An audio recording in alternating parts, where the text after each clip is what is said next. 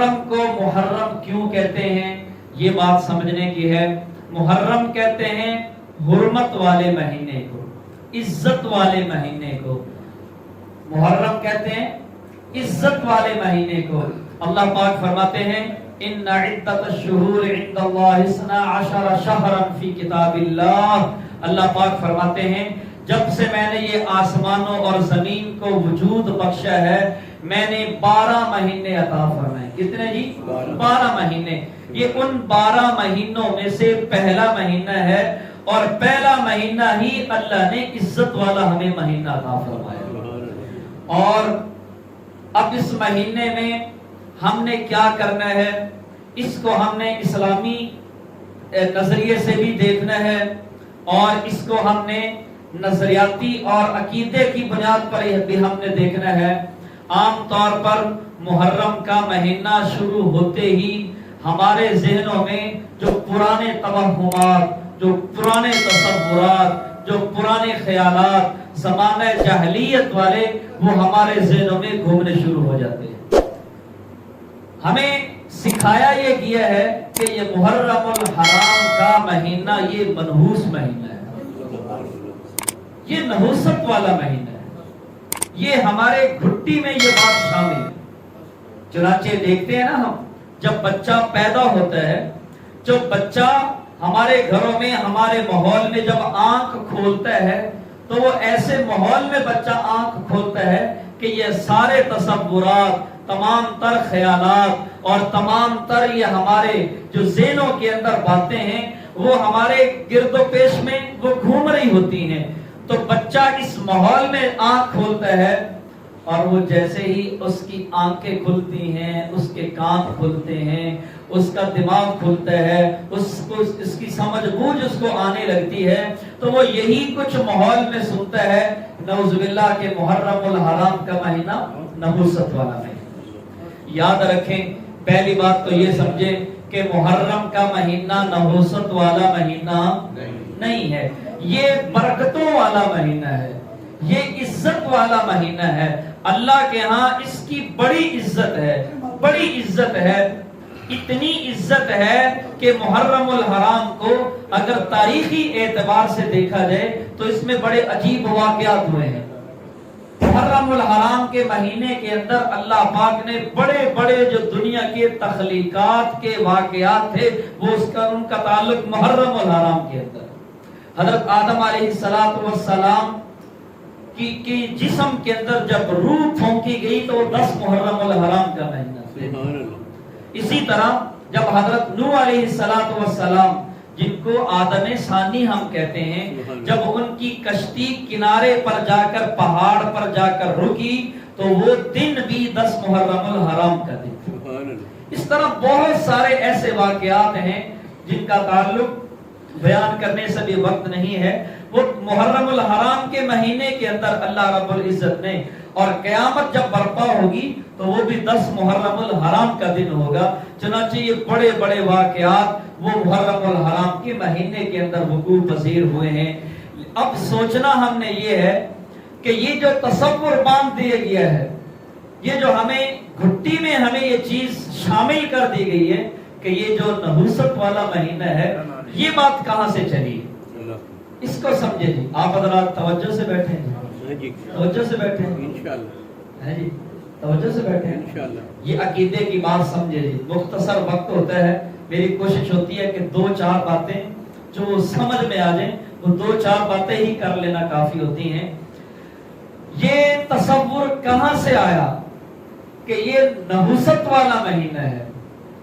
یاد رکھیں حضور نبی کریم صلی اللہ تعالی علیہ وسلم کا مبارک ارشاد ہے اور الفاظ بڑے سخت ہیں, یہ توجہ سے سننے کے ہیں اور اپنے کان کی کھڑکیاں کھول کے یہ سننے والی بات ہے. آپ صلی اللہ تعالی علیہ وسلم نے ارشاد فرمایا, صحیح بخاری اور صحیح مسلم کی روایت ہے, من احدث فی امرنا ھذا ما لیس منہ فہو رد. ترجمہ یہ ہے کہ یہ دین اسلام ہے.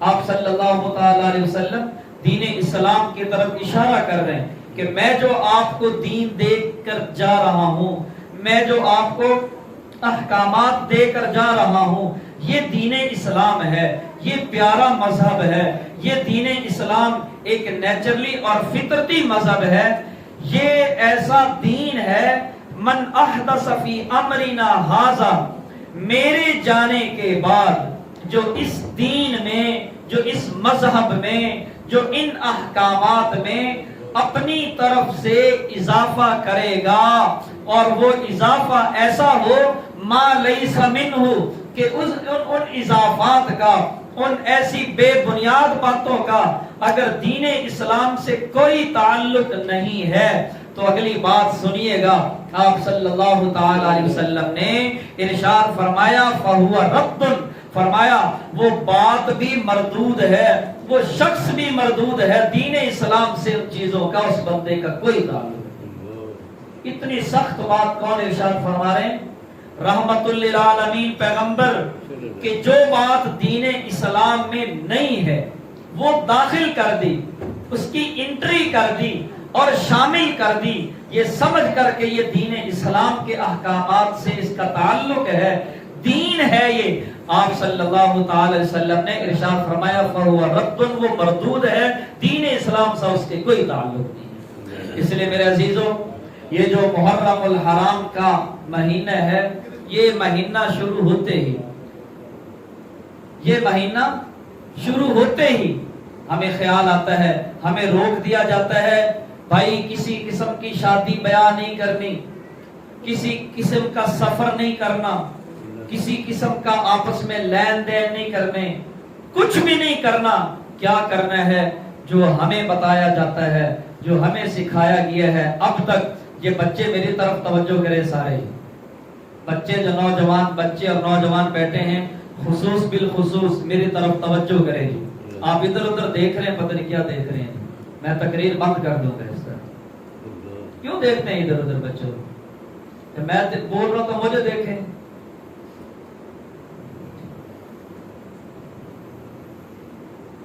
ہمیں سکھایا یہ جاتا ہے کہ محرم کا مہینہ شروع ہوتے ہی گھر میں بیٹھ جاؤ، کوئی شادی نہیں کرنی، کوئی منگنی نہیں کرنی، کوئی سفر نہیں کرنا۔ کیا کرنا ہے؟ صرف گھر میں بیٹھ کر ماتم کرنا ہے، نوحہ خانی کرنی ہے۔